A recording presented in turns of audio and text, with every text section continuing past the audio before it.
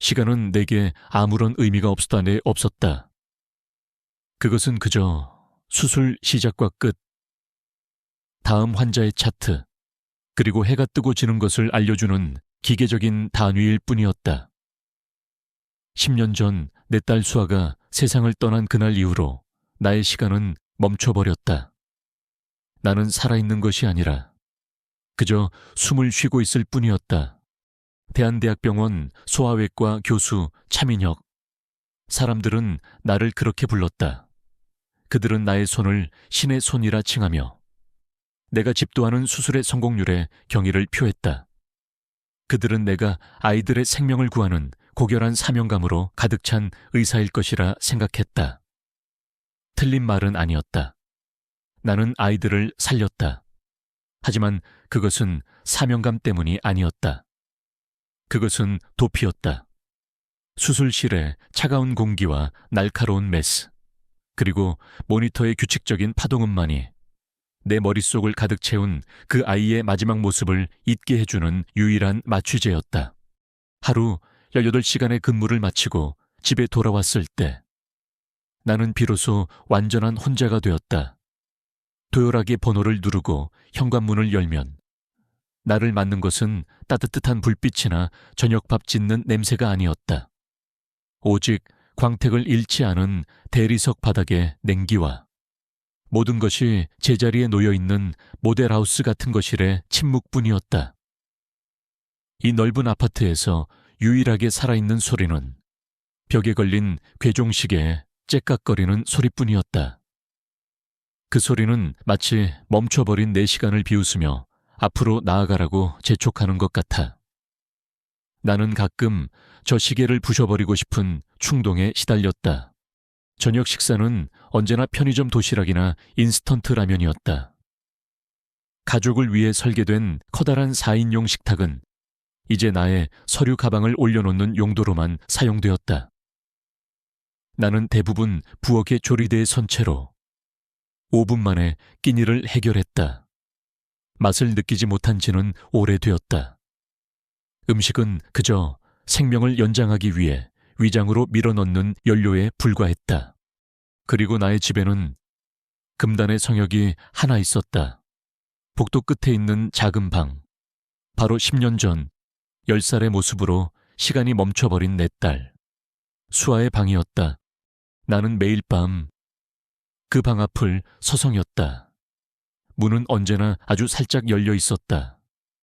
나는 차마 그 문턱을 넘어 안으로 들어갈 용기가 없었다. 문틈으로 보이는 방 안의 풍경은 10년 전 그날 아침 수아가 학교에 가기 전의 모습 그대로였다. 책상 위에는 그리다만 공주 그림이 놓여 있었고 침대 머리맡에는 수아가 초코라고 이름 붙여준 곰 인형이 앉아 있었다. 책장에는 수아가 좋아하던 동화책들이 가지런히 꽂혀 있었다. 그곳은 사랑하는 딸을 위한 추모의 공간이 아니었다. 그것은 나의 죄책감과 후회가 화석처럼 굳어버린 영원히 치유될 수 없는 상처의 단면이었다. 나는 그 방을 바라보며 매일 밤 똑같은 생각을 했다. 그날 아침 내가 조금만 더 일찍 일어났더라면, 내가 병원의 응급콜을 받지 않고 직접 아이를 유치원에 데려다 주었더라면, 그랬다면 수아는 지금쯤 20살의 어엿한 숙녀가 되어 이 집을 자신의 웃음소리로 채우고 있었을 것이다. 하지만 세상에 만약이란 없었다. 남은 것은 오직 이 텅 빈 방과 텅 빈 내 마음뿐이었다. 다음 날 병원에서의 나는 다시 차민혁 교수가 되었다. 그날 오전에 잡힌 수술은 선천성 담도 폐쇄증을 앓고 있는 생후 6개월 된 아기의 카사이 수술이었다. 아주 미세한 담관을 간의 입구와 연결해야 하는 고도의 집중력을 요구하는 수술이었다. 수술실의 모든 것이 익숙했다. 녹색 수술복의 감촉, 마스크 너머로 느껴지는 소독약 냄새, 그리고 내 손에 들린 메스의 차가운 무게감. 이곳에서 나는 더 이상 슬픔에 잠긴 아버지가 아니었다. 나는 오직 환자의 생명만을 생각하는 감정 없는 기계가 되었다. 수술은 순조롭게 진행되고 있었다. 복강경 카메라가 비추는 좁은 시야 속에서 나는 능숙하게 조직을 박리하고 혈관을 묶었다. 내 옆에서 보조를 하던 레지던트 3년차 박 선생이 긴장한 목소리로 물었다. 교수님, 이제 가문부에 소장을 연결하겠습니다. 그래, 조심해서 하게. 나는 그에게 기회를 주기로 했다. 레지던트에게는 이런 큰 수술을 직접 경험해보는 것이 중요했다. 하지만 그 순간 박 선생의 손이 미세하게 떨리는 것을 나는 놓치지 않았다. 그리고 실수는 예기치 않게 일어났다. 문합을 위해 장을 끌어올리는 과정에서 그의 기구가 근처의 작은 정맥을 건드린 것이다. 피식 하는 소리와 함께 수술 부위에서 피가 솟구쳤다. 모니터를 보던 간호사가 작게 비명을 질렀다. 박 선생의 얼굴은 하얗게 질려버렸다. 그의 이마에서는 식은땀이 비 오듯 쏟아졌다. 이런 돌발 상황은 신속하게 대처하지 않으면 신생에게는 치명적일 수 있었다. 10년 전의 나였다면 아마 정신 안 차려 하고 고함을 질렀을 것이다. 하지만 지금의 나는 그럴 기력조차 없었다. 내 안의 모든 감정은 이미 오래전에 죽어버렸으니까. 나는 그저 아주 낮고 냉정한 목소리로 말했다. 비켜. 단 한마디였다. 박 선생은 마치 홀린 사람처럼 뒤로 물러섰다. 나는 그의 손에 있던 기구를 건네받았다. 그리고는 몇 번의 신속하고 정확한 움직임으로 출혈 부위를 찾아내 지혈하고 손상된 혈관을 능숙하게 봉합했다. 수술실 안의 모든 사람들은 숨을 죽인 채 나의 손놀림을 지켜보았다. 위기 상황은 1분도 차이되지 않아 완벽하게 정리되었다. 나는 아무 일도 없었다는 듯 다시 박 선생에게 말했다. 보고 배웠나? 다시 해봐. 수술은 성공적으로 끝났다. 수술실을 나오자 박 선생이 거의 울상이 된 얼굴로 내게 다가와 고개를 숙였다. 교수님, 정말 죄송합니다.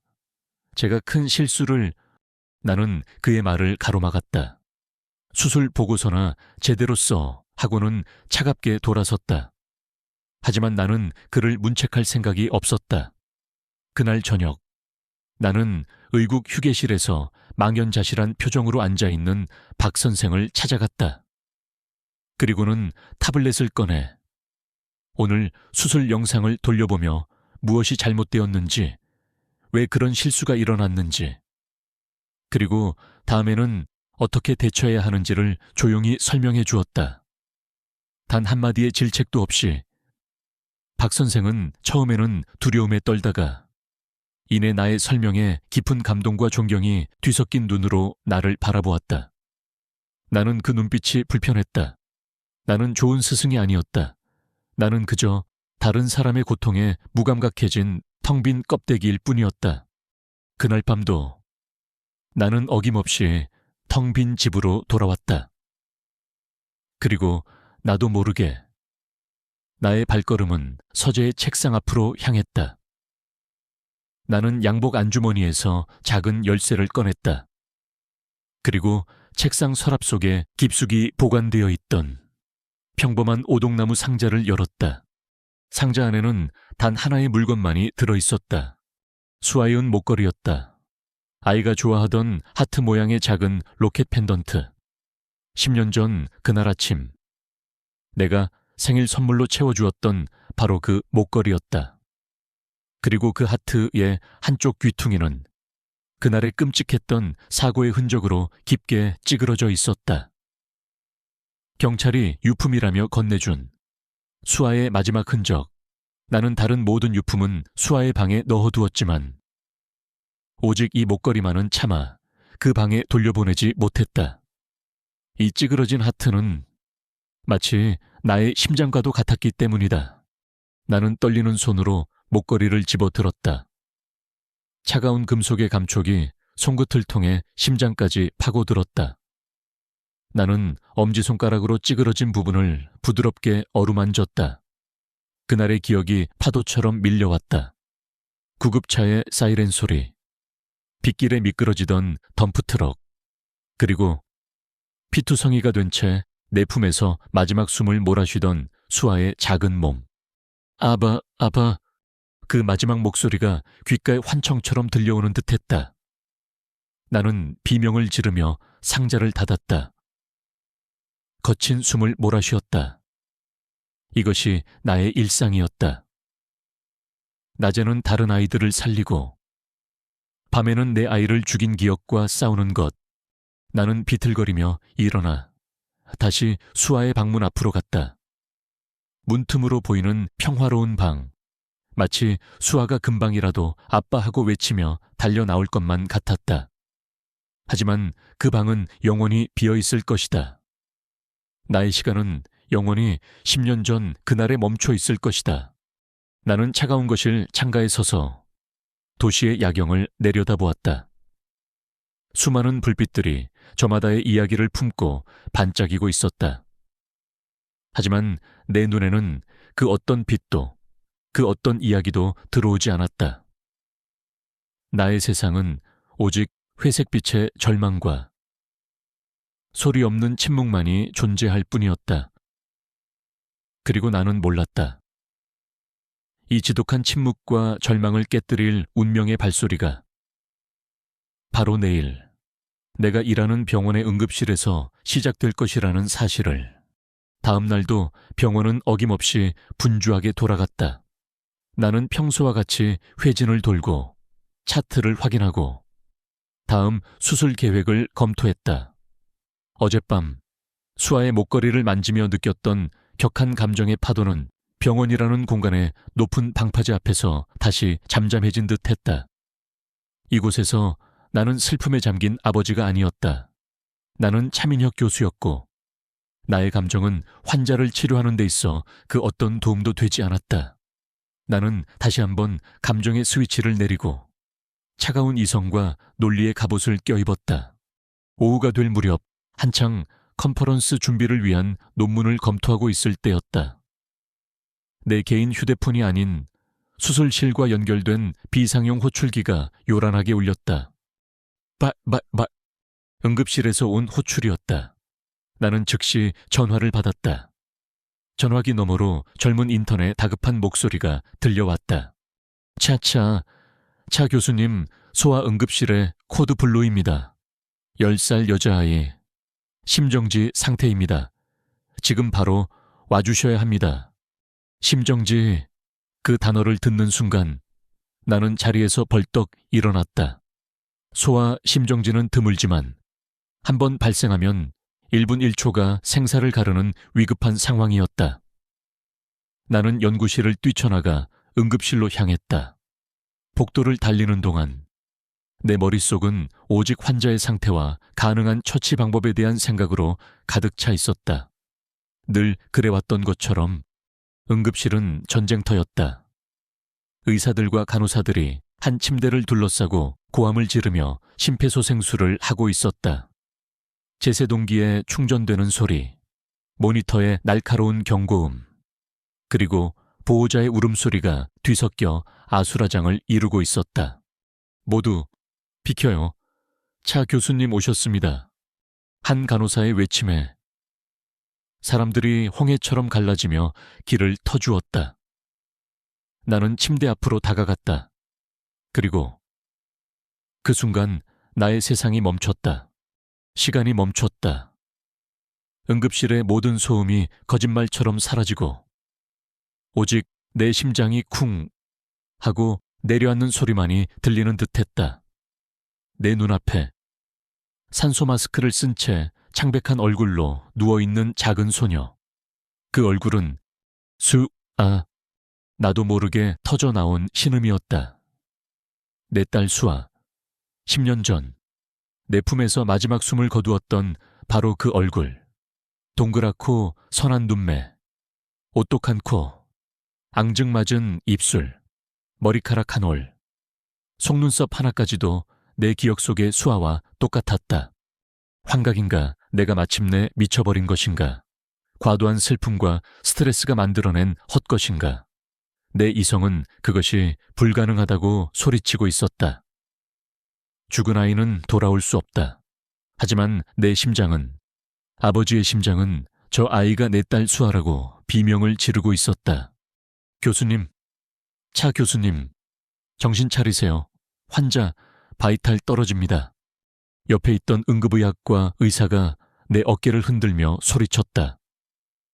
그제야 나는 현실로 돌아왔다. 지금은 혼란에 빠져 있을 시간이 아니었다. 저 아이가 누구이든 나는 의사였다. 그리고 의사로서 나는 눈앞의 작은 생명을 살려야만 했다. 제세동기 차지 200줄. 나는 나 자신을 다그치며 다시 냉철한 의사로 돌아왔다. 나는 환자의 상태를 빠르게 파악하고 필요한 처치를 지시했다. 몇 번의 사투 끝에 기적적으로 아이의 심장이 다시 뛰기 시작했다. 하지만 안심할 수 있는 상황이 아니었다. 심정지의 원인을 찾아내고 즉시 수술을 해야만 했다. 우리는 아이를 수술실로 급히 옮겼다. 수술실로 향하는 동안 나는 잠시 아이의 보호자 정보를 확인했다. 차트에는 고혜운 10세라고 적혀 있었다. 이름도 나이도 달랐다. 하지만 내 눈은 그 얼굴에서 떨어질 줄을 몰랐다. 수술실에 무영등이 켜지고 나는 다시 메스를 잡았다. 하지만 이번 수술은 이전과는 완전히 달랐다. 내 손은 기계처럼 정확하게 움직였지만 내 머릿속은 거대한 혼돈의 소용돌이가 휘몰아치고 있었다. 수술대 위에 누워있는 저 아이는 누구인가? 왜 내 딸과 그토록 닮았는가? 수술 전 간호사가 환자의 정보를 최종적으로 확인하며 외쳤다. 환자 고혜운, 10세, 혈액형은 AB형 RH 널입니다. 그 말을 듣는 순간 나는 온몸의 피가 차갑게 식는 것을 느꼈다. RH 널, 황금 혈액이라고도 불리는 전 세계적으로 수십 명밖에 존재하지 않는 극희귀 혈액형. 바로 내 딸 수아의 혈액형이었다. 그리고 나의 혈액형이기도 했다. 우연이라고 하기에는 너무나도 기이하고 잔인한 우연이었다. 나는 떨리는 마음을 애써 진정시키며 수술에 집중했다. 심정지의 원인은 선천적인 심장기형. 활로시 사진기였다.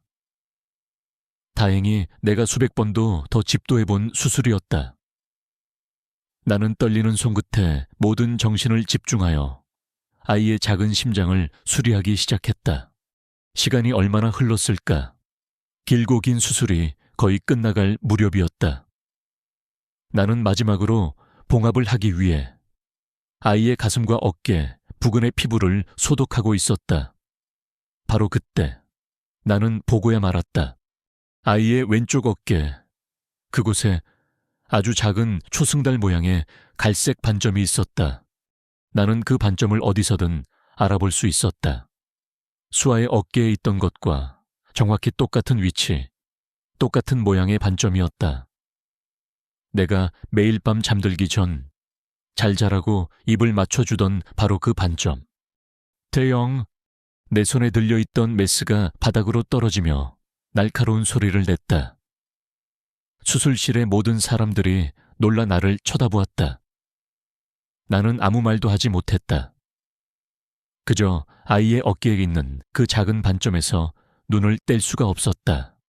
얼굴, 혈액형, 그리고 이 반점까지. 이것은 더 이상 우연일 수가 없었다. 이것은 신의 장난이거나 혹은 악마의 농간이거나 둘 중 하나였다. 나는 떨리는 손으로 다시 메스를 집어들고 간신히 마지막 봉합을 마쳤다. 수술은 성공적이었다. 아이는 소아 중환자실로 옮겨졌다. 나는 수술실을 나와 텅 빈 의국 휴게실에서 거울 속의 나를 마주보았다. 마스크를 벗은 내 얼굴은 핏기 하나 없이 창백했고 눈은 광적으로 번들거리고 있었다. 나는 세면대에 얼굴을 받고 차가운 물을 몇 번이나 끼얹었다. 제발 꾸미기를, 제발 악몽이기를 바랐다. 정신을 차리고. 나는 아이의 보호자를 만나기 위해 면담실로 향했다. 그곳에는 한 쌍의 부부가 앉아 있었다. 그들은 고혜운 양의 부모라고 자신들을 소개했다.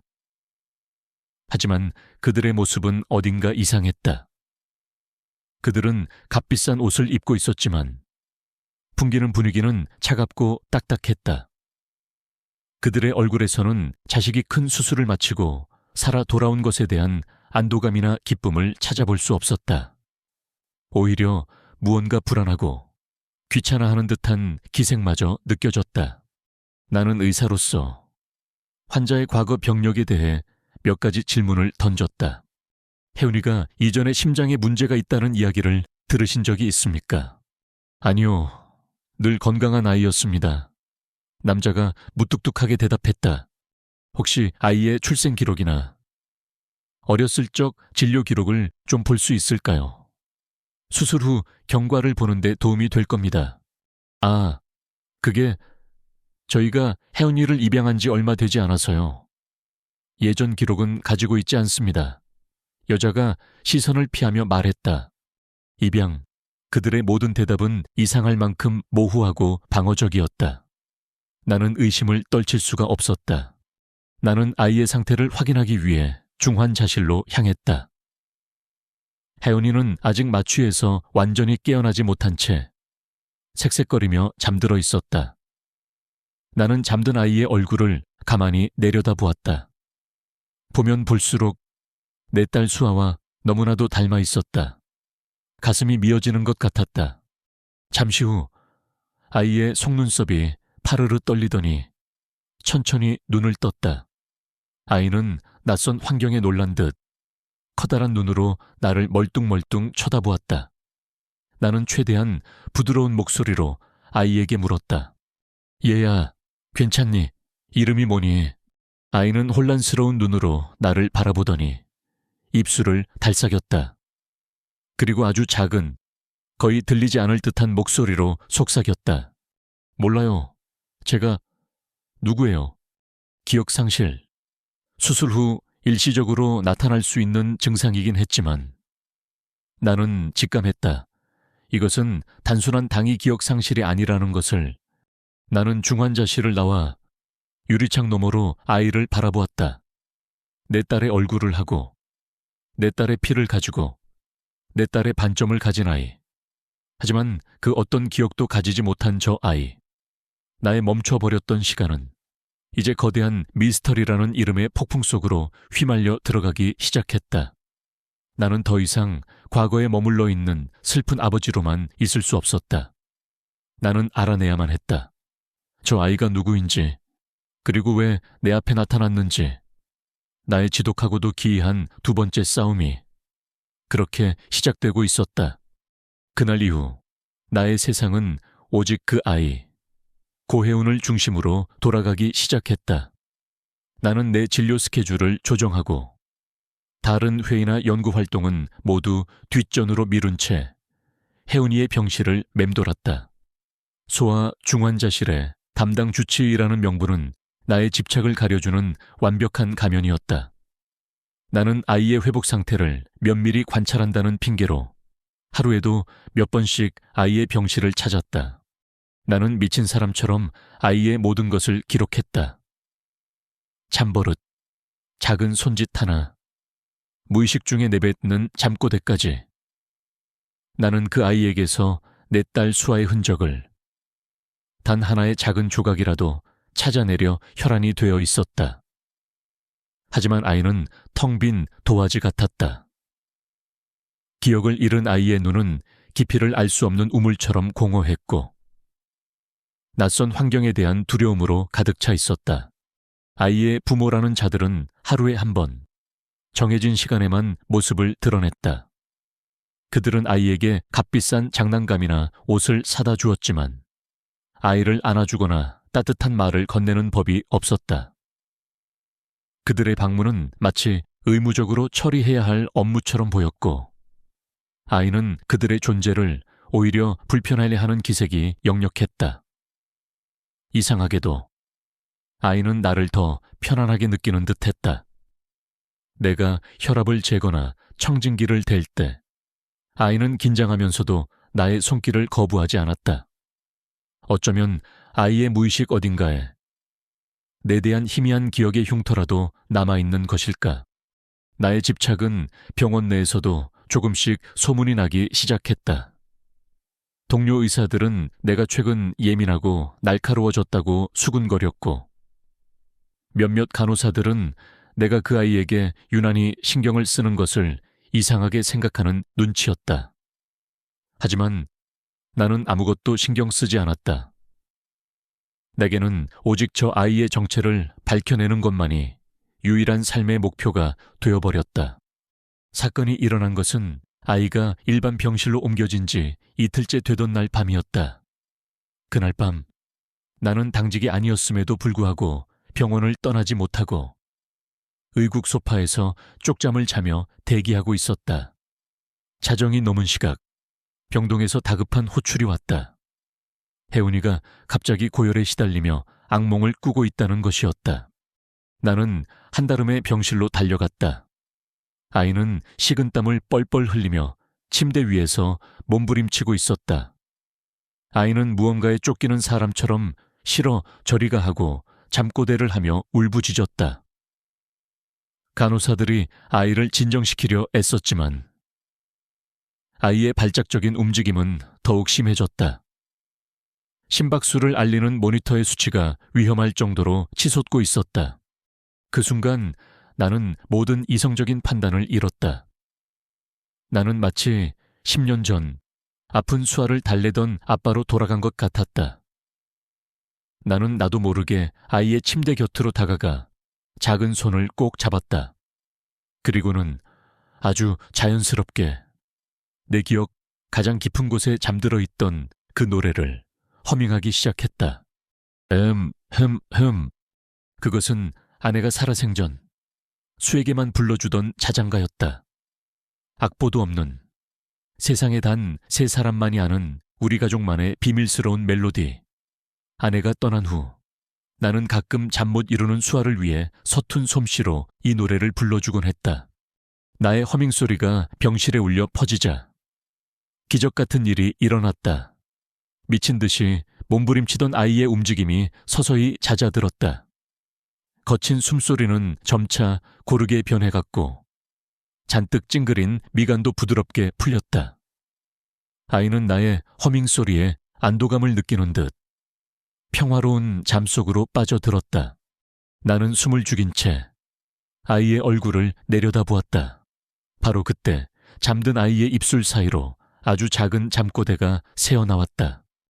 반짝, 반짝, 반짝반짝 작은 별 할 때의 그 반짝.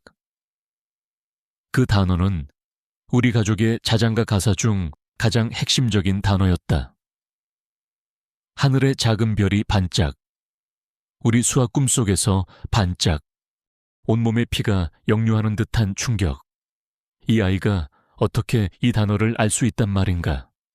이것은 절대 우연일 수 없었다.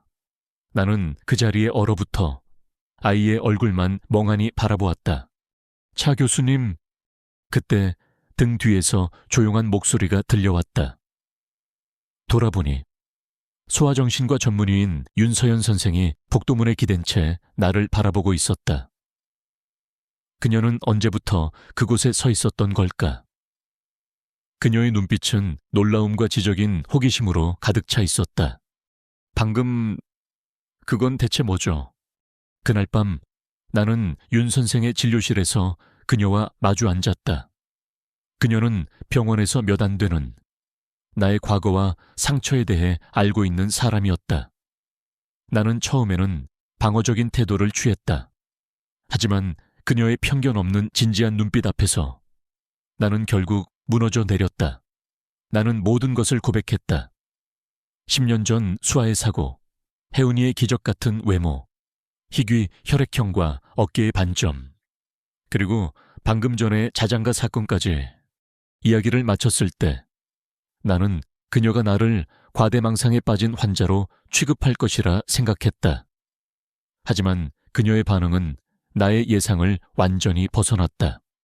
정신과 의사로서 저는 이 상황을 교수님의 깊은 트라우마와 상실감이 특정 환자에게 투사되는 전이 현상으로 설명해야 마땅해요.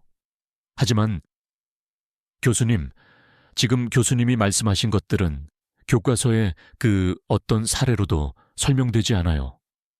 특히 그 자장가는요. 이건 과학과 논리의 영역을 벗어난 문제예요. 그녀는 잠시 생각에 잠기더니 이내 결심한 듯 나를 보며 말했다. 제가 도와드릴게요. 물론 병원 내에서는 철저히 비밀로 해야 합니다. 아이의 인권을 침해하지 않는 선에서 우리가 함께 답을 찾아보죠. 저도 의사로서 이 기이한 미스터리의 진실이 궁금해졌어요. 그 순간 나는 기나긴 어둠 속에서 처음으로 한 줄기 빛을 발견한 기분이었다. 이 미친 싸움에 나 혼자가 아니라는 사실만으로도 큰 위안이 되었다. 윤 선생과의 동맹은 즉시 시작되었다. 그녀는 자신의 권한을 이용해 혜운이의 입양 관련 기록을 조회하려 애썼다. 하지만 기록은 이상할 만큼 부실했고 중요한 부분들은 개인정보 보호라는 명목에 봉인되어 있었다. 나는 나의 의학적 권위를 이용해 혜운이의 동의하에 몇 가지 추가적인 유전자 마커 검사를 의뢰했다. 그리고는 10년 전 수아의 의료 기록에 남아있던 유전자 정보와 비교 분석하기 시작했다. 물론 이 모든 것은 혜운이의 부모 몰래 진행되었다. 하지만 우리의 비밀스러운 움직임은 오래가지 못했다. 혜운이의 부모는 자신들의 딸에게 쏟아지는 나의 비정상적인 관심을 눈치챈 것이다. 그들은 위협을 느꼈다. 어느 날 오후 내가 혜운이의 병실에서 막 나오던 참이었다. 복도에서 그 부부와 마주쳤다. 남자가 날카로운 눈으로 나를 막아서며 말했다. 차민혁 교수님, 당신이 우리 딸에게 대체 무슨 짓을 하는 겁니까? 왜 자꾸 아이 주위를 맴도는 거죠? 이건 명백한 의사 윤리 위반입니다. 아이가 당신 때문에 불안해하고 있어요. 저는 단지 주치의로서 환자의 상태를 살피는 것뿐입니다. 주치의 다른 환자들에게도 이렇게 집착에 가까운 관심을 보이시나요? 우리는 당신의 과잉 친절이 아주 불쾌하고 의심스럽습니다. 그들의 태도는 방어적인 것을 넘어 공격적이었다. 그들은 무언가를 필사적으로 숨기려 하고 있었다. 그리고 그들의 방역은 아주 신속하고 효과적이었다. 다음 날, 그들은 병원 행정실에 혜운이의 전원 신청서와 함께 내 대한 공식적인 진정서를 제출했다. 진정서에는 내가 불안정한 정신 상태로 어린 환자에게 과도하게 집착하며 비윤리적인 접촉을 시도했다는 악의적인 내용들이 담겨 있었다. 그날 오후 나는 병원 장실로 호출되었다. 병원장은 곤혹스러운 표정으로 나를 바라보았다. 환자 보호자가 공식적으로 문제를 제기한 이상 병원으로서도 그냥 넘어갈 수 없다는 것이 그의 입장이었다. 나의 유일한 연결고리였던 혜은이는 다른 병원으로 옮겨질 위기에 처했고 나의 의사로서의 경력과 명예는 한순간에 추락할 위기에 놓였다. 적들의 방역은 시작되었다. 그들은 내게서 혜은이를 떼어놓고 이 미스터리를 영원히 묻어버리려 하고 있었다. 나는 이제 수세에 몰렸다. 병원 장실의 공기는 무거웠다. 병원장은 나의 오랜 동료이자 선배였지만 지금 그의 얼굴에는 그 어떤 사적인 감정도 담겨 있지 않았다. 오직 병원이라는 거대한 조직의 수장으로서의 냉정함과 곤혹스러움만이 가득했다. 차 교수, 이게 대체 어찌된 일인가? 그는 혜은이의 부모가 제출했다는 진정서 사본을 내게 건넸다. 나는 떨리는 손으로 그것을 받아들었다. 종이 위에는 온갖 악의적인 거짓말들이 인쇄되어 있었다. 불안정한 정신 상태, 과도한 집착, 비윤리적 접촉, 그 단어 하나하나가 비수가 되어 내 가슴을 찔렀다. 보호자 측의 주장이 매우 강경하네. 변호사까지 선임해서 병원윤리위원회 소집을 정식으로 요청했어. 내일 오전에 위원회가 열릴 걸세. 차 교수는 반드시 참석해야 하네. 그리고 만일을 대비해두는 게 좋을 거야. 병원장의 마지막 말은 사형 선고나 다름없었다. 병원윤리위원회. 그곳은 의사의 생명줄을 끊어놓을 수도 있는 가장 무서운 심판대였다. 나의 의사로서의 인생 전체가 혜운이라는 작은 아이로 인해 송두리째 흔들리고 있었다. 그날 밤 나는 잠을 이룰 수 없었다. 나는 윤서연 선생의 진료실에서 그녀와 마주 앉아 있었다. 그녀는 나의 유일한 아군이었다. 우리는 밤새도록 머리를 맞대고 내일 위원회에서 무엇을 말해야 할지 의논했다. 하지만 우리의 손에 쥔 펜은 너무나도 초라했다. 외모, 혈액형, 어깨의 반점, 그리고 자장가. 우리가 가진 증거는 이게 전부예요. 윤 선생이 말했다. 그녀의 목소리에도 무력감이 묻어 있었다. 하지만 이 모든 건 정황 증거일 뿐이에요. 법적인 효력이 없죠. 상대방 변호사는 이 모든 것을 교수님의 정신적 문제로 인한 우연의 일치 혹은 착각으로 몰아갈 거예요. 우리가 섣불리 유전자 검사 같은 걸 의뢰했다가는 오히려 비윤리적인 의사로 낙인 찍힐 수 있어요. 그녀의 말은 옳았다. 우리에게는 스모킹건, 즉 결정적인 증거가 없었다. 오직 나의 심장이, 나의 본능이 저 아이가 수아라고 외치고 있을 뿐이었다. 하지만 차가운 이성과 규율로 가득 찬 윤리위원회에서 아버지의 심장 따위는 가장 무력한 증언일 터였다. 우리가 그렇게 절망적인 대화를 나누고 있을 때 내 휴대폰이 울렸다. 발신인은 나의 전처 지연이었다. 나는 받기 싫었지만 받지 않을 수가 없었다. 여보세요. 민혁 씨, 나야. 지연의 목소리는 지쳐 있었고 슬픔에 잠겨 있었다. 병원 법무팀에서 연락 왔었어. 내일 윤리위원회에 참고인으로 참석해달라고. 당신에 대해, 수아의 사고 이후 당신이 얼마나 힘들어했는지에 대해 증언해달라고 하더군. 민혁 씨, 제발 그만해. 이건 당신한테도, 그리고 이미 상처받을 만큼 받은 우리한테도 더 큰 상처만 될 뿐이야. 그 아이는 수아가 아니잖아. 제발 현실을 받아들여. 내가 내일 위원회에서 말할게. 당신이 얼마나 좋은 아빠였는지, 하지만 수아를 잃고 얼마나 깊은 병을 앓고 있는지. 이건 당신 잘못이 아니야. 이건 병이야. 민혁 씨, 제발 우리 치료받자. 응. 그녀는 울고 있었다.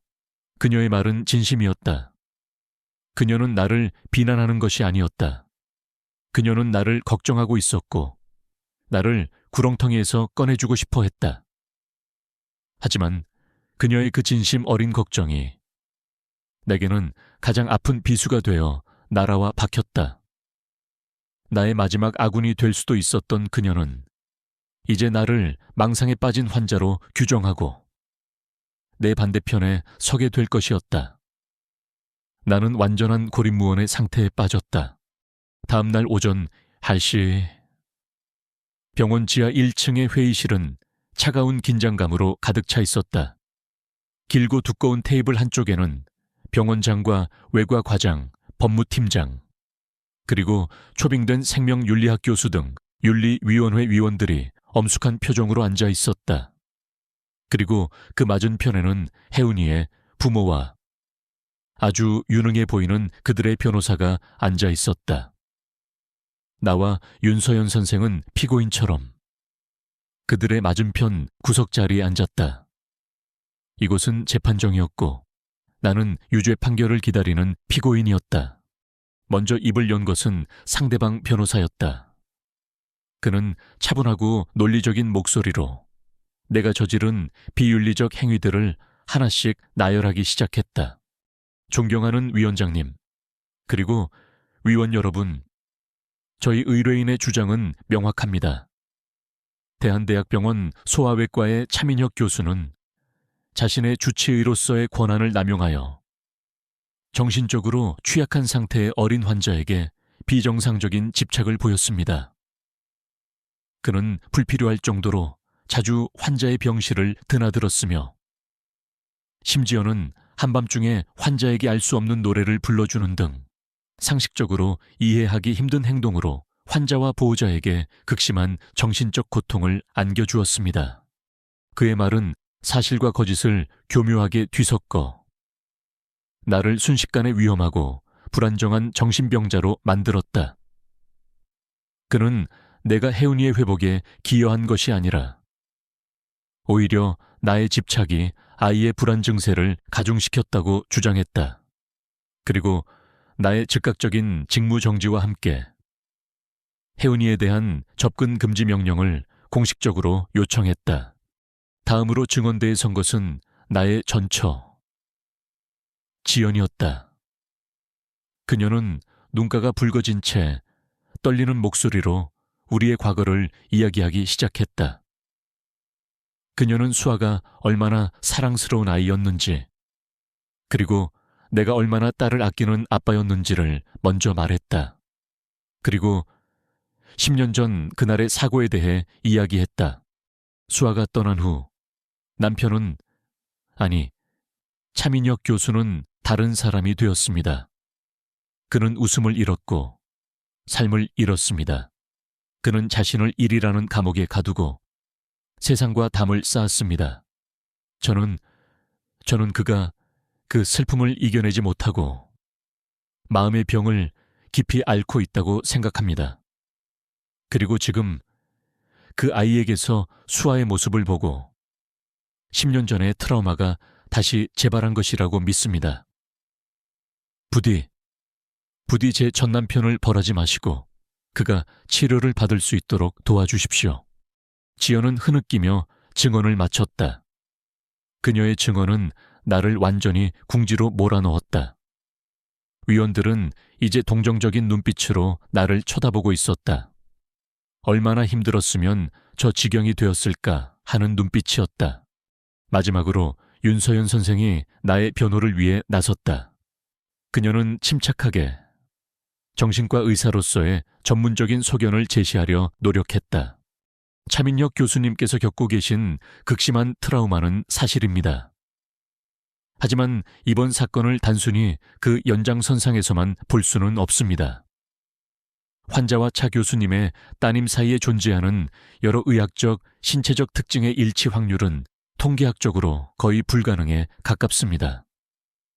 또한 환자가 보인 반짝이라는 단어에 대한 반응은 단순한 착각이 아니라 미해결된 신체 기억의 발현일 가능성도 배제할 수 없습니다.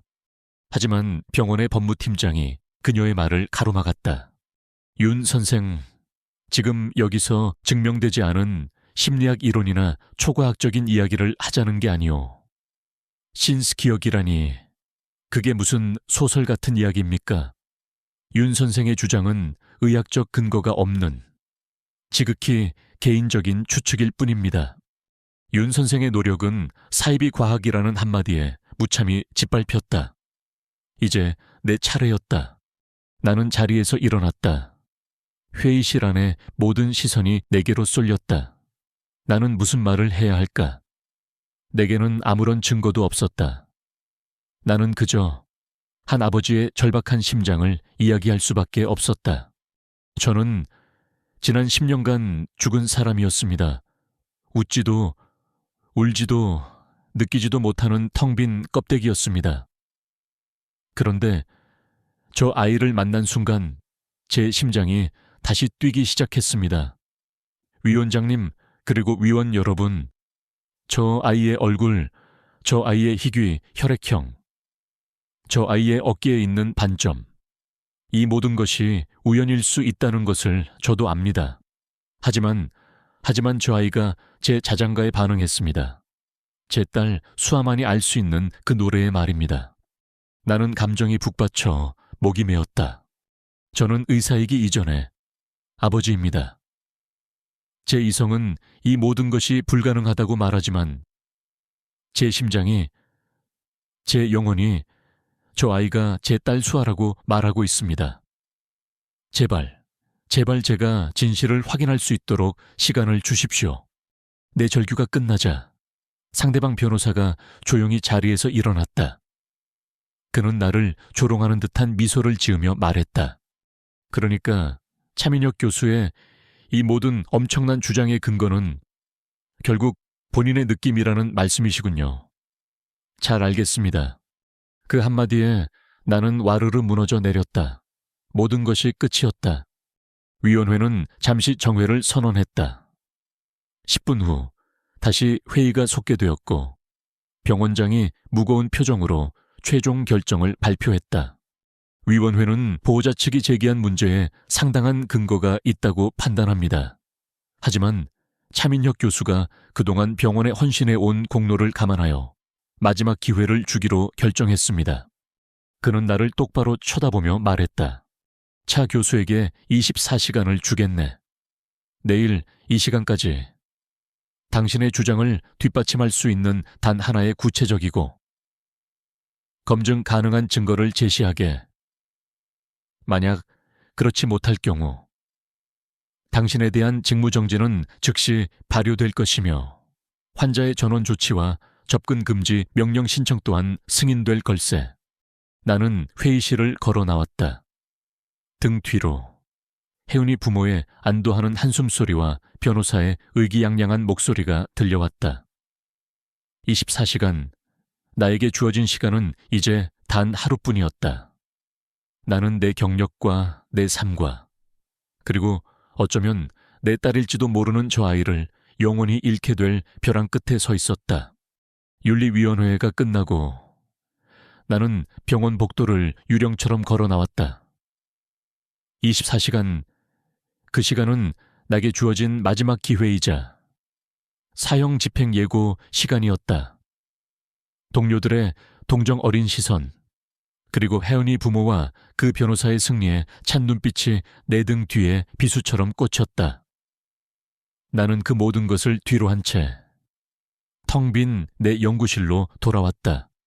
윤서연 선생이 걱정스러운 얼굴로 나를 따라왔다. 교수님, 괜찮으세요? 나는 대답할 기운도 없었다. 나는 의자에 주저앉아 마른 세수를 했다. 끝이었다. 무슨 수로 24시간 안에 구체적이고 검증 가능한 증거를 찾아낸단 말인가? 상대방은 나를 망상에 빠진 정신병자로 몰아쓰는 데 성공했고 나는 그들의 프레임에 완벽하게 갇혀버렸다. 윤 선생, 이제 그만하게. 나 때문에 윤 선생까지 곤란해질 필요 없어. 이건 그냥 내가 짊어지고 가야 할 내 몫의 지옥이야. 교수님, 가보게. 난 혼자 있고 싶네. 나의 단호한 말에 윤 선생은 더 이상 아무 말도 하지 못하고 안타까운 눈으로 나를 바라보다가 돌아섰다. 나는 텅 빈 연구실에 홀로 남아 책상 위의 서류들을 정리하기 시작했다. 마치 내일이면 다시는 이곳에 돌아오지 못할 사람처럼. 나는 지난 10년간 나의 모든 것이었던 이 병원과 의사 가운과 청진기와 조용히 작별 인사를 하고 있었다. 그날 밤 나는 병원 근처에 내 텅 빈 아파트로 돌아가지 않았다. 대신 차를 몰아 우리 가족이 함께 살았던, 그리고 수아의 방이 그대로 남아있는 그 낡은 주택으로 향했다. 지난 10년간 나는 그 집을 팔지도 세를 놓지도 못했다. 그저 1년에 한두 번 수아의 기일에만 잠시 들렀다 나올 뿐이었다.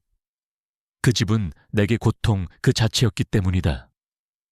하지만 오늘 밤 나는 그 고통 속으로 걸어 들어가기로 결심했다.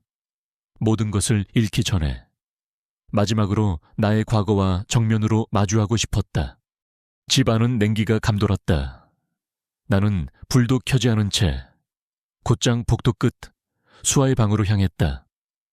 그리고 지난 10년간 단 한 번도 넘지 못했던 그 문턱을 나는 마침내 넘어섰다. 비적. 오래된 나무문이 소리를 냈다. 방 안은 희미한 달빛만이 비추고 있었다. 먼지와 시간이 뒤섞인 냄새. 10년 전의 공기가 그대로 박제되어 있는 듯했다. 나는 딸아이의 작은 침대에 걸터 앉았다. 머리맡에 곰 인형 초코가 무심한 눈으로 나를 바라보고 있었다. 나는 책상 위에 놓인 딸이 그리다 만 공주 그림을 손가락으로 쓸어보았다. 그림 속의 공주는 수아 자신을 닮아 있었다. 나는 그곳에서 몇 시간을 그렇게 앉아 있었다. 마치 수아의 유령과 함께 있는 것처럼 나는 모든 것을 포기할 준비를 하고 있었다. 내일 아침이 되면 나는 더 이상 의사가 아닐 것이고 저 아이에 대한 접근도 금지될 것이다.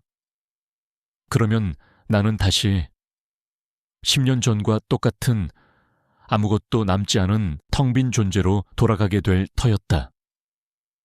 그래, 이것이 나의 운명인 것이다.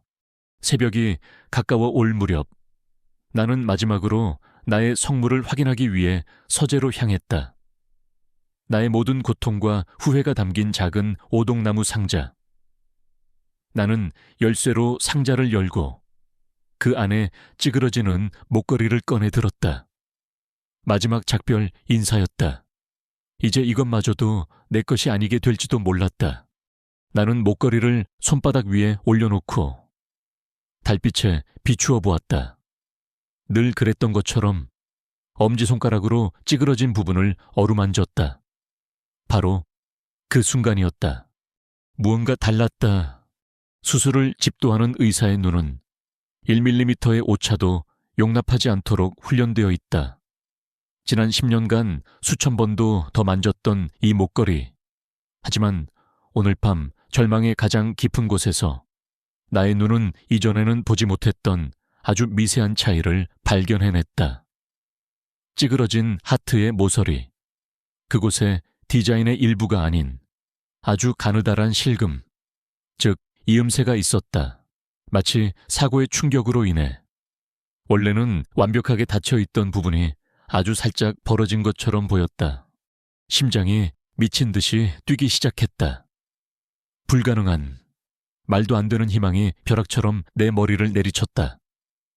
나는 비틀거리며 서재의 책상 서랍을 열었다. 예전에 취미로 하던 정밀 모형 조립용 도구 세트가 그 안에 있었다. 나는 그중 가장 얇고 뾰족한 탐침을 집어들었다. 나의 손은 더 이상 절망으로 떨리지 않았다. 수술실에서의 그 손처럼 차갑고 안정적으로 변해 있었다. 나는 목걸이를 책상 위에 고정시키고 탐침의 뾰족한 끝을 그 미세한 이음새에 가져다 댔다. 그리고 아주 조심스럽게 밀리미터 단위로 힘을 주어 비틀었다. 달가. 고요한 새벽의 정적을 깨고 아주 작지만 선명한 소리가 울려 퍼졌다. 목걸이가 열린 것이다. 나는 숨을 멈췄다. 로켓 펜던트의 안쪽은 사진을 넣는 공간이 아니었다. 그곳에는 아주 작은 검은색 물체를 끼울 수 있도록 정교하게 파인 홈이 있었다. 그리고 그 홈 안에 새끼손톱보다도 작은 마이크로 SD 카드 하나가 박혀 있었다. 나는 멍하니 그것을 바라보았다. 이게 왜 여기에 누가 언제 머릿속이 하얗게 비어버렸다. 나는 본능적으로 휴대폰을 들어 내가 신뢰하는 유일한 사람에게 전화를 걸었다. 윤 선생, 나야. 찾았어.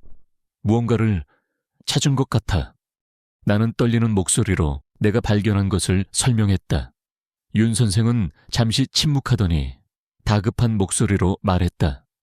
교수님, 지금 당장 병원으로 오세요. 누구에게도 말하지 마시고 제 진료실로 곧장 오세요. 나는 목걸이를 손에 쥔 채 미친 듯이 차를 몰아 병원으로 향했다. 윤 선생의 진료실 문을 잠그고 우리는 함께 그녀의 노트북에 SD카드를 삽입했다. 컴퓨터는 카드를 인식했다. 그 안에는 단 하나의 파일이 들어있었다. 진실라는 이름의 동영상 파일. 하지만 파일을 클릭하자 암호를 요구하는 창이 떴다. 전장, 우리가 절망하려던 순간 윤 선생이 말했다. 잠시만요. 제게 친구가 하나 있어요. 화이트 해커라고 불리는 친구죠. 제게 빚을 진 게 하나 있거든요. 그녀는 즉시 친구에게 전화를 걸어 파일을 전송하고 암호 해독을 부탁했다. 우리는 이제 기다려야만 했다. 위원회가 정한 마감 시한까지 남은 시간은 3시간 남짓. 우리는 초조하게 노트북 화면만 바라보며 시간을 죽였다. 1분 1초가 영원처럼 느껴졌다. 마침내 마감 시한을 불과 1시간 앞두고 윤 선생의 메일로 암호가 풀린 동영상 파일이 도착했다. 우리는 떨리는 손으로 마우스를 클릭해 영상을 재생했다. 화면이 켜지고 어두운 실험실을 배경으로 겁에 질린 젊은 남자의 얼굴이 나타났다. 그는 자신을 누벨비라는 바이오테크 연구소의 전직 연구원이라고 소개했다. 그리고 그의 입에서 지난 10년간의 모든 진실이 쏟아져 나오기 시작했다. 나는 그의 독백을 내레이션을 통해 여러분에게 그대로 전하겠다. 저는 살인자입니다. 10년 전 저는 차수아라는 어린아이의 죽음에 가담했습니다. 정확히는 죽음을 조작하는 일에 가담했습니다. 그의 목소리는 죄책감으로 심하게 떨리고 있었다. 저희 연구소는 극비리의 세포 재생 및 노화 역행 기술을 연구하고 있었습니다. 하지만 임상 실험 단계에서 한계에 부딪혔죠. 저희 기술에 완벽하게 부합하는 아주 희귀한 유전인자를 가진 피험자가 필요했습니다. 저희는 수년간의 데이터베이스 분석 끝에 차수아라는 아이를 찾아냈습니다. 연구소의 소장인 강태준 원장은 아이를 합법적으로 데려올 수 없게 되자 끔찍한 계획을 세웠습니다. 바로 사고를 위장하여 아이의 죽음을 조작하고 아이를 연구소로 빼돌리는 것이었습니다. 10년 전 그 빗길의 덤프트럭 사고는 우연이 아니었습니다. 모든 것이 계획된 것이었습니다. 현장에 있던 구급대원과 경찰 중 일부는 강 원장에게 매수된 사람들이었고 그들은 아이의 사망을 공식적으로 선언하고 미리 준비해둔 다른 아이의 시신과 바꿔치기 했습니다. 나는 비명을 지르며 내 입을 막았다. 내 딸은 사고로 죽은 것이 아니었다.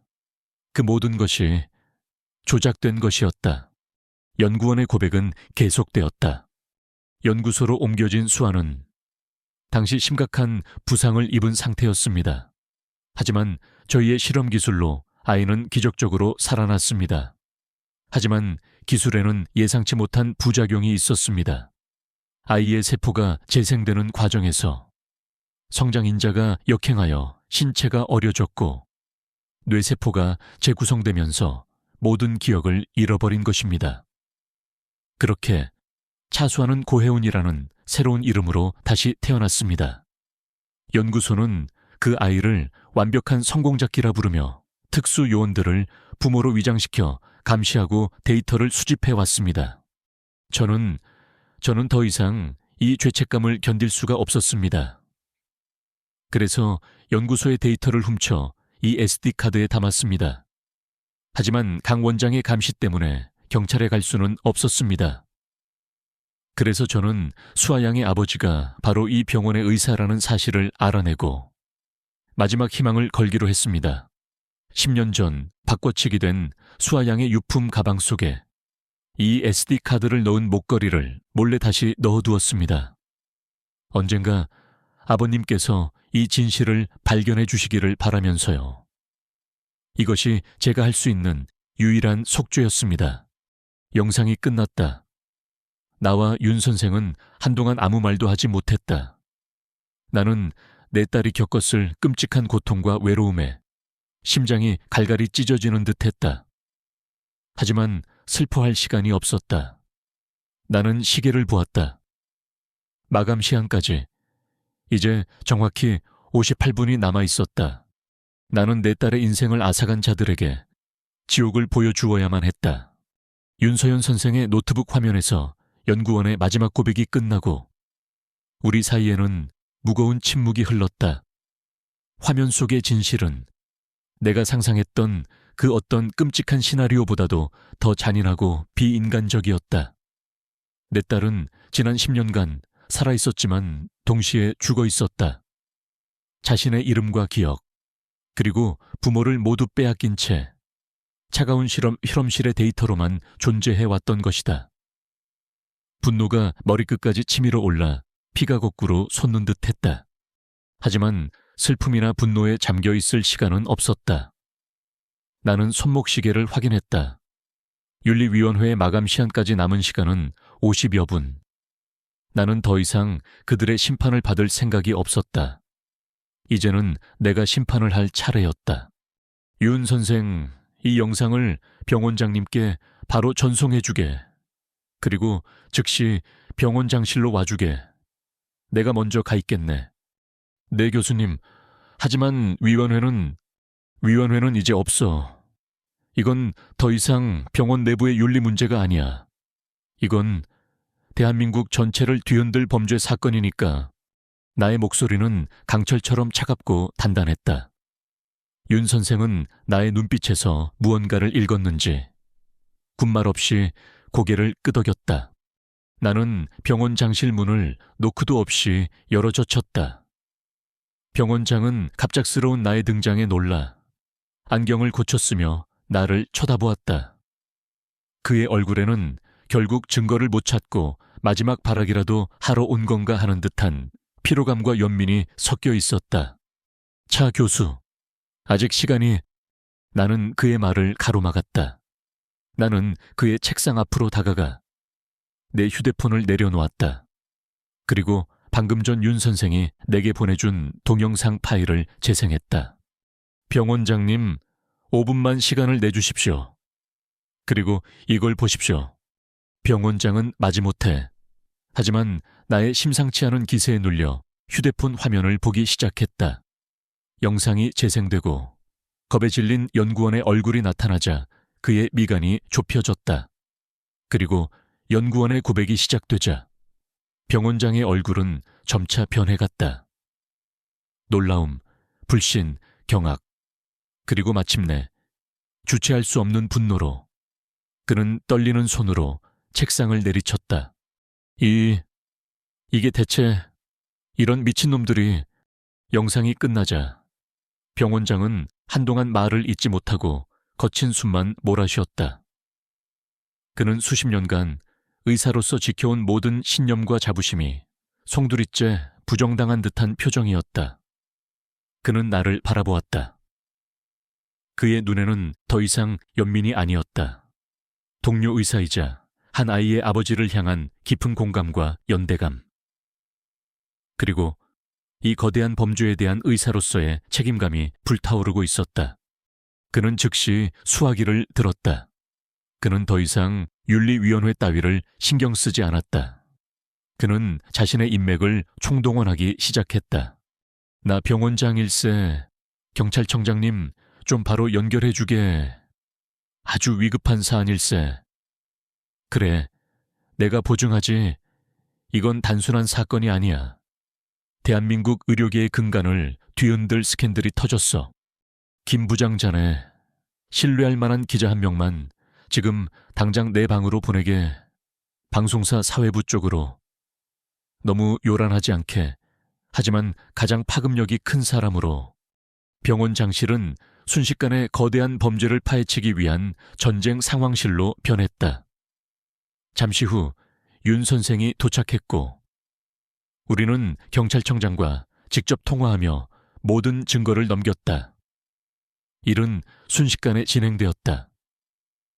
경찰은 이 사건을 특수중대범죄로 규정하고 즉시 특별수사팀을 꾸렸다. 1시간 후 혜운이, 아니 나의 딸 수아를 다른 병원으로 옮기기 위해 퇴원 수속을 밟고 있던 그 부모 앞에 사복 경찰들이 닥쳤다. 그들은 자신들이 왜 체포되는지도 모른 채 어리둥절한 표정으로 수갑을 차야 했다. 나는 멀리서 그 광경을 지켜보았다. 그들의 얼굴에서 처음으로 당황과 공포의 빛을 보았을 때 나는 아주 희미한 통쾌함을 느꼈다. 그날 오후 뉴스는 온통 누벨비 생명과학 연구소에 대한 이야기로 도배되었다. 특별수사팀이 연구소를 급습하는 장면, 압수된 연구 자료들, 그리고 마스크로 얼굴을 가린 채 끌려 나오는 강태준 원장의 모습이 반복해서 방송되었다. 10년 전 내 딸의 죽음 뒤에 감추어져 있던 거대하고 추악한 진실이 마침내 세상에 드러나기 시작한 것이다. 그 모든 혼란의 한가운데에서 나는 전처 지연에게서 걸려온 수십 통의 전화를 받지 못했다. 저녁이 되어서야 나는 수아가 누워있는 1인실 병실 앞에서 넋을 놓고 서 있다가 마침내 지연의 전화를 받았다. 여보세요? 민혁 씨, 뉴스 봤어. 그 아이가, 혜은이가 정말 우리 수아였어. 지연의 목소리는 거의 실신 직전인 듯 떨리고 있었다. 나는 아무 말도 할 수가 없었다. 잠시 후 지연이 병원으로 달려왔다. 그녀의 얼굴은 눈물로 엉망이었고 넋이 나간 사람처럼 보였다. 그녀는 나를 보자마자 그 자리에 주저앉아 오열하기 시작했다. 내가 당신을 믿지 않았어. 내가 우리 수아를, 우리 딸을 2번 죽일 뻔했어. 그녀는 땅을 치며 자신을 자책했다. 그녀는 윤리위원회에서 나를 정신병자 취급했던 자신의 모습을 떠올리며 죄책감에 몸부림쳤다. 나는 당신이 그 아이에게 집착하는 게 당신이 미쳐가는 거라고 생각했어. 그게 무서워서 당신을 멈추게 하고 싶었어. 그게 당신을 위한 길이라고 생각했단 말이야. 흑흑. 미안해. 여보, 정말 미안해. 나는 그런 그녀를 말없이 내려다보았다. 이상하게도 그녀에 대한 원망은 조금도 들지 않았다. 나의 고통이 너무나도 거대해서 다른 사람을 원망할 자리조차 남아있지 않은 탓일까? 아니면 그녀 역시 지난 10년간 나 못지않은 지옥 속에서 살아왔다는 것을 알기 때문일까? 나는 그녀의 앞에 쪼그려 앉아 그녀의 어깨를 감싸 안았다. 아니야, 지연아. 당신 탓이 아니야. 그 누구도 이런 일을 상상할 수는 없었을 거야. 우리 모두 그저 너무 힘들었을 뿐이야. 나의 위로에 지연은 내 품에 안겨 어린아이처럼 서럽게 울었다. 10년 만이었다. 우리가 서로의 상처를 보듬고 함께 울어본 것은 우리의 결혼 생활은 수아의 죽음과 함께 끝났지만 수아의 아빠와 엄마로서의 우리의 인연은 아직 끝나지 않았던 것이다. 우리의 길고 길었던 겨울에도 아주 작은 화해의 봄이 오고 있었다. 그 후에 몇 달은 법적인 절차와 수아의 회복을 위한 시간으로 채워졌다. 강태준 원장을 비롯한 누벨비의 관계자들은 모두 법의 심판을 받았다. 그들의 범죄는 우리 사회에 생명윤리에 대한 중요한 경각심을 일깨워 주었다. 나와 지연은 긴 법정 싸움 끝에 마침내 수아에 대한 친권을 완전히 되찾았다. 판사가 법정에서 고혜운이라는 가짜 신분을 말소하고 차수아라는 본래의 이름을 되찾아 주었을 때 나와 지연은 서로의 손을 잡고 눈물을 흘렸다. 딸을 되찾았지만 나의 우선순위는 완전히 바뀌었다. 한때 나의 유일한 도피처였던 수술실은 이제 나에게 아무런 의미도 없는 공간이 되어버렸다. 나는 더 이상 다른 아이들을 치료하는 일에 집중할 수가 없었다. 내게는 이제 지난 10년의 시간을 도둑맞은 내 아이의 상처를 보듬고 치유해 주어야 할 훨씬 더 중요한 사명이 생겼다. 나는 병원장에게 사직서를 제출했다. 병원장은 나의 결정을 충분히 이해한다며 나의 앞날을 축복해 주었다. 누벨비를 상대로 한 민사소송에서 우리는 천문학적인 액수의 배상금을 받게 되었다. 하지만 그 돈은 우리에게 아무런 기쁨도 주지 못했다. 그것은 내 딸이 겪은 고통의 대가였기 때문이다. 나와 지연, 그리고 윤서연 선생은 상의 끝에 이 돈을 우리를 위해 쓰지 않기로 결정했다. 우리는 그 돈을 전액 출연하여 수아 생명윤리재단을 설립했다. 재단의 목표는 우리 딸과 같이 불법적인 의료 실험으로 고통받는 피해자들에게 법률적, 재정적 지원을 하고 생명윤리에 대한 사회적 인식을 개선하며 더 엄격한 법 제정을 위해 노력하는 것이었다. 나의 개인적인 비극을 사회를 위한 긍정적인 변화의 씨앗으로 바꾸는 것.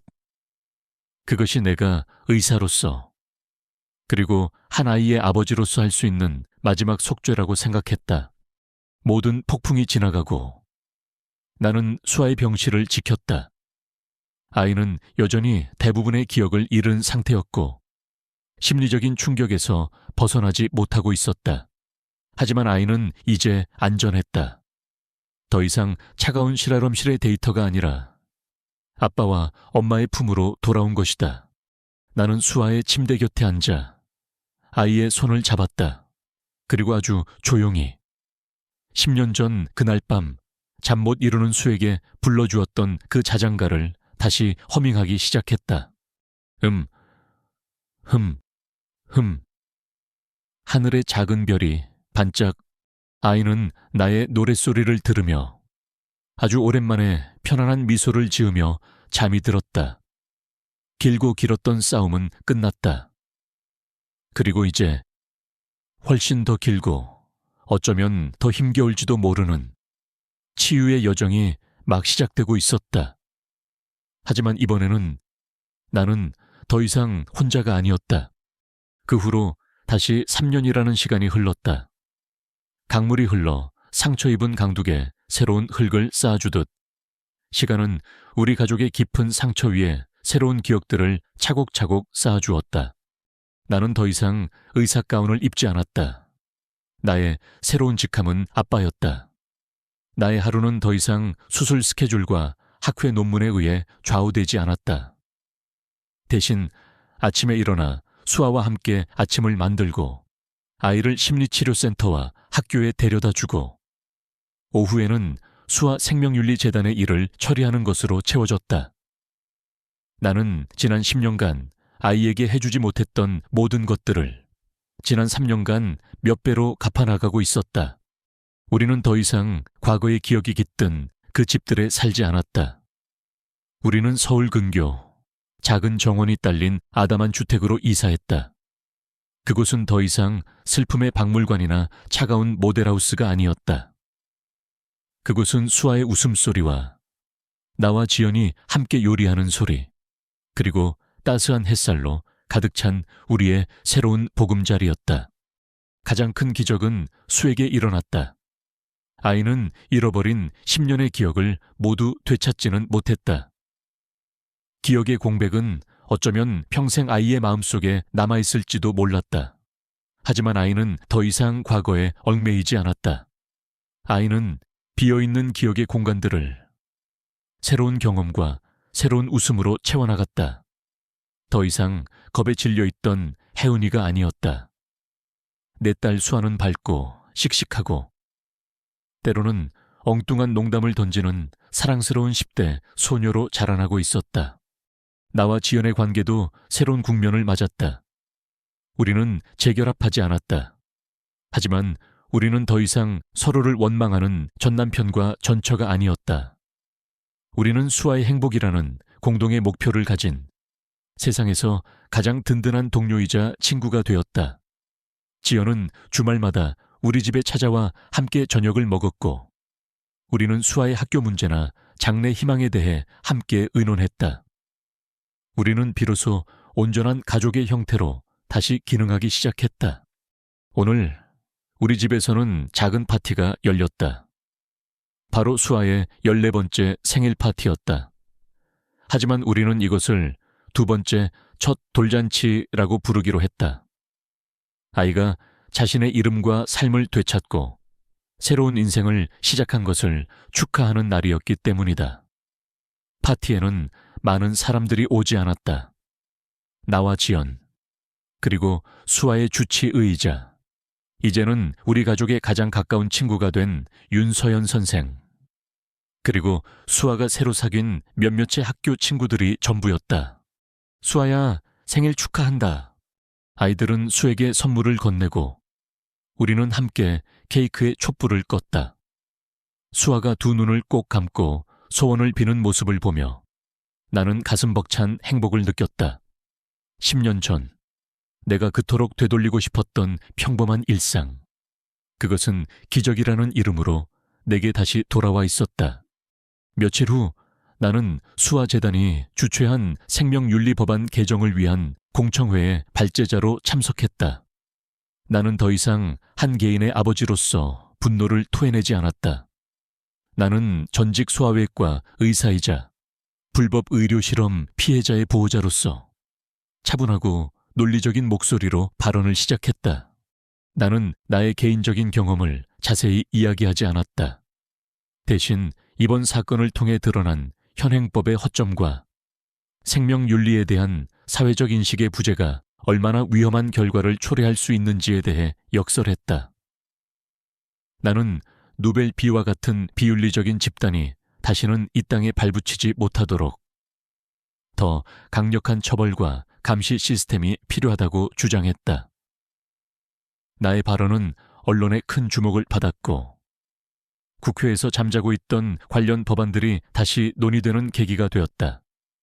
나는 나의 아픔을 사회를 위한 긍정적인 변화를 만드는 데 사용하고 있었다. 그것이 내가 의사로서 그리고 아버지로서 할 수 있는 최선의 길이라고 믿었다.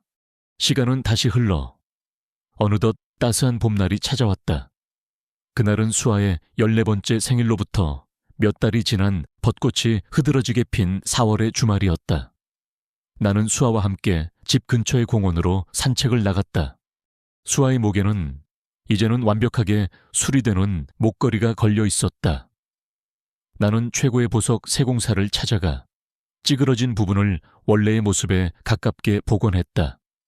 하지만 나는 일부러 아주 희미한 흠집 하나는 남겨달라고 부탁했다.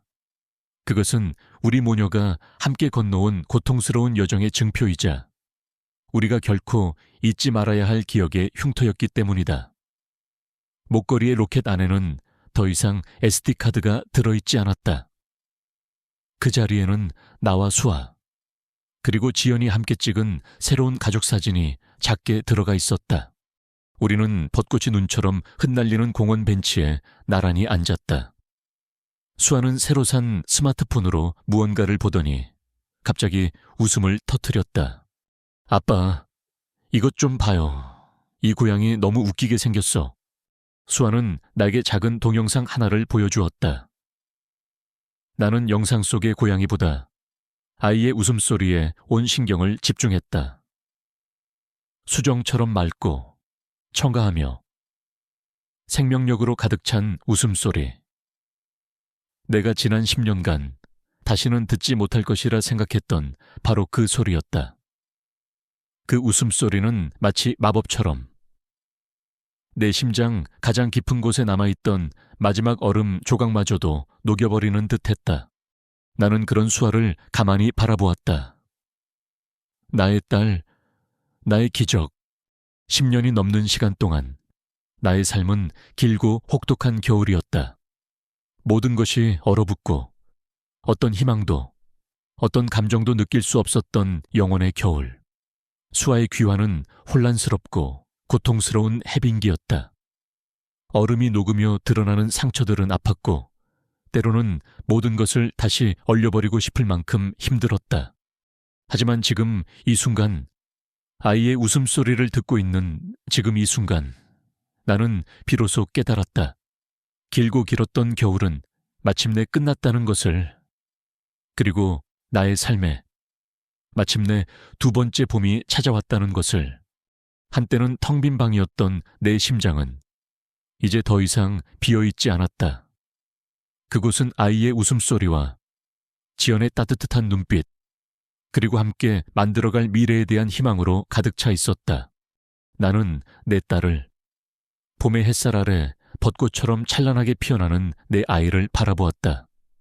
그리고 10년이 넘는 세월 만에 처음으로 나의 얼굴에 진실하고 평화로운 미소가 떠올랐다. 길고 길었던 슬픔의 순환은 마침내 끊어졌다. 나의 재탄생은 이제 막 완성된 것이다. 오늘 이야기가 마음에 드셨다면 구독과 좋아요를 꼭 눌러주세요. 여러분의 따뜻한 응원은 저희에게 더 좋은 이야기를 만드는 큰 힘이 됩니다. 다음에도 감동적인 이야기로 여러분을 찾아뵙겠습니다. 감사합니다.